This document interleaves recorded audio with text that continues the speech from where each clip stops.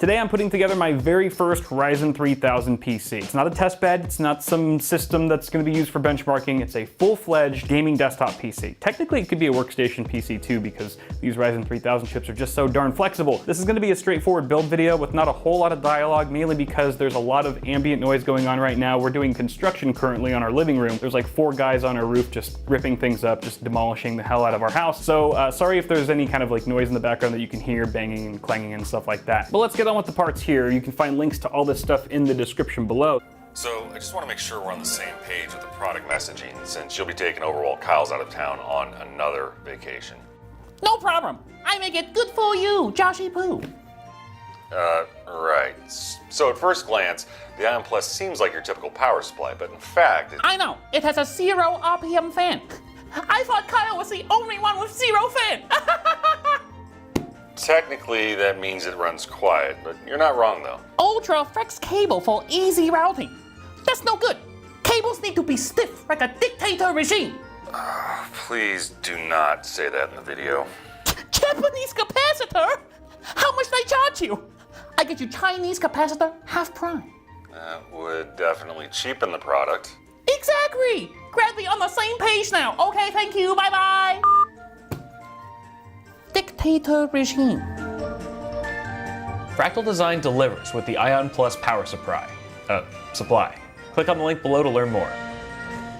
Starting with the Ryzen 7 3700X. 8-core, 16-thread CPU, 65-watt TDP. It's a hell of a bargain for the price, and it directly competes and even outperforms in some cases the Core i7 9700K, its direct competitor. It's cheaper than that chip as well. It comes included with an AMD Wraith Prism RGB cooler, which we're not going to be using today, but it is a nice stock cooler. It's just an all-around fantastic CPU, and you should all be jealous. We also have an Asus ROG Crosshair 8 Formula motherboard. I actually like this board. It's X570, of course. I like it because it's the first, I think the only ATX form factor X570 board that I have. All the manufacturers have been sending us their crazy $500 flagship boards, which are all super nice and very well engineered, but they're also mostly eATX, and I wanted to go with something a little bit more space conscious today. And apart from that, it's just a fully loaded board with a ton of features going on, so we'll be able to take a closer look at that once it's out of the box. Sorry the retail box for our memory today was super damaged in shipping, but here we have 32 gigs of Corsair Vengeance Pro RGB, DDR4, 3400 speed. Ideally, 3600 is kind of the sweet spot for Ryzen 3000,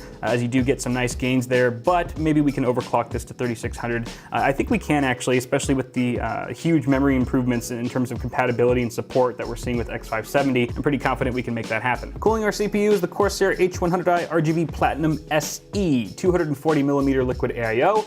It's got full RGB, it's got those very nice LL120 RGB series fans on them, and if you couldn't tell, we are going for a white themed PC today. Very exciting, haven't done one of these in a while. Additionally, we have more LL120 RGB fans. These are also the white editions, of course. And even our GPU is white. This is the Gigabyte RTX 2070 Gaming OC White Edition.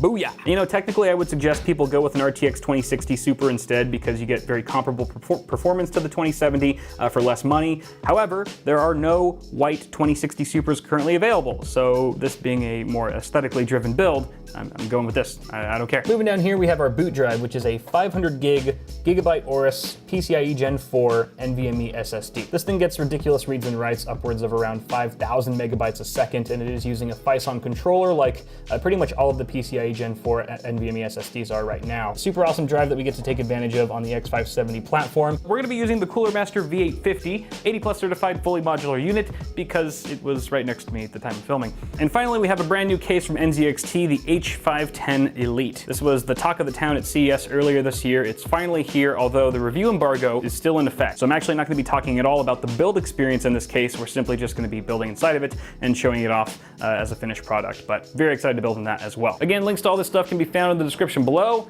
On that note, I'm going to start building this PC to the lovely sounds of someone drilling holes into my house. Oh, okay, my wife's calling me too. All right, I'm going to build the PC now.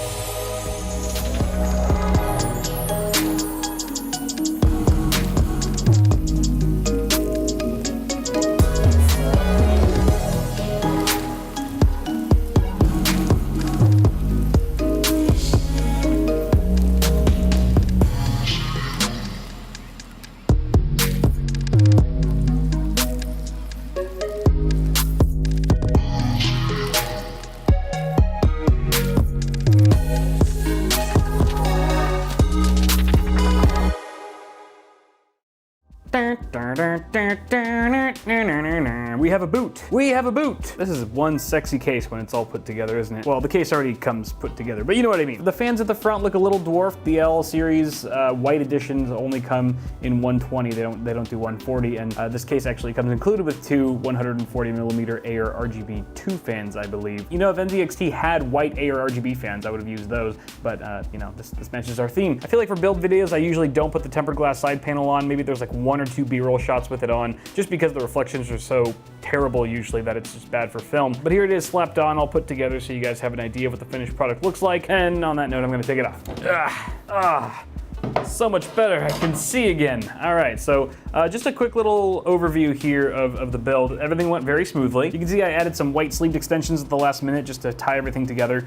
They look pretty nice. They're fairly cheap though. I wish I had some better quality ones on hand. This freaking motherboard, man, this Crosshair 8 formula is so reflective. They went from like a reflective type surface that was like pretty reflective to just a straight mirror. Like between this and an RTX Supercard, I'm getting ready to sell all the mirrors in my house. I will say that this reflective material on these Asus boards is way less prone to scratching than the previous material. Like even with a microfiber cloth, I would just scratch the hell out of it within the first 5 seconds of unboxing it for the first time. This is much more resistant to scratching, and that's a huge plus in my book. The H100i RGB Platinum just looks so good in white, especially when it's paired with other white components. It just looks so good. It's really doing it for me. The GPU's fitting in well here too. Now I don't know how much is picking up on the mic right now, but the fans are pretty darn loud. These are 22 or 2300 max RPM fans, but it seems like they're, well actually we can just check here.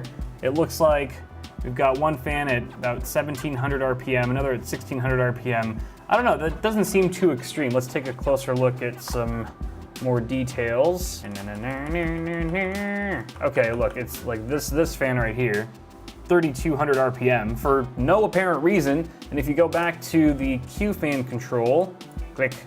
All right, silent profile. I've pretty much assigned every single connected fan to a silent profile. I even switched between DC mode, auto, and PWM, nothing. Updated the BIOS, nothing. It's still loud AF. I feel like this has happened to me maybe once or twice before, and I somehow figured it out, but it was so long ago, I can't remember exactly what the solution was. I have had fans all the time. It's very common for fans to ramp up to max RPM right when you boot the system, but then after a couple seconds or so, they'll ramp back down to normal speeds. This is just continuous, just going and going and going. I don't currently have a stable OS loaded onto the SSD. I'm kind of curious if that would fix it if we just booted into Windows. I also checked temperatures. Temperatures are looking normal. I was thinking maybe the cooler's not mounted properly or something like that and ramping up to compensate, but here we've got 34C. Really nice and chilly on the 3700X, so that's not it either. There's probably some really simple, obvious answer that I'm just completely overlooking. You guys are smarter than me. You guys let me know in the comments. So yeah, in the end, very happy with the looks. It's beautiful, it's white, and it's just loud. I don't know why it's so loud, but that's gonna do it for this video, guys. Thank you so much for tuning in. Feel free to name this build. I'm just calling it the White Ryzen build because I'm really bad at names. I'd probably name it something terrible like